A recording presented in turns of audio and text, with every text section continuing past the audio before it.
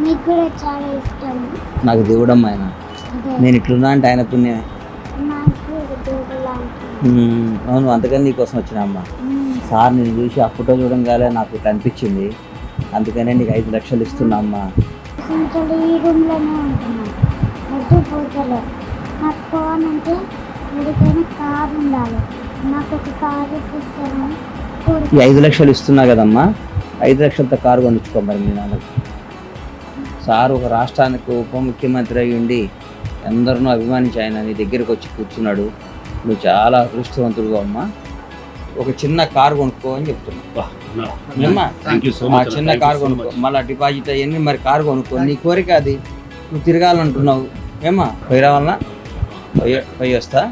నీకోసం వచ్చిన భద్రం. God bless.